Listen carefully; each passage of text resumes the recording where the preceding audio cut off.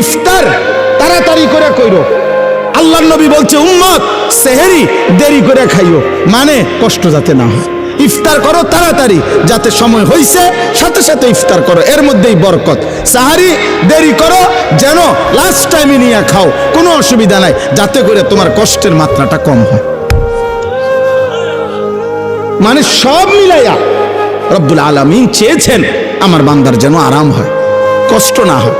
ইউরিদুল্লাহু বিকুমুল ইউসরা ওয়ালা ইউরিদু বিকুমুল উসরা। একদিকে তো সহজ করার জন্য এত ব্যবস্থাপনা করেছেন, আবার আরেক দিকে নেকি। আল্লাহ তাআলা যেন বললেন রমজানের এক একটা মুহূর্ত আমি স্বর্ণের দামে না, রৌপ্যের দামে না, মণি মুক্তার দামে না, বরং আসমান জমিনটাকে যদি 112 দাম ধরো, আসমান জমিন পুরা সৃষ্টির, সেটার যেই দাম আসবে আল্লাহ বলে তার চাইতে কোটি গুণ বেশি দামে আমি রমজানের এক এক মুহূর্ত তোমাকে দিলাম।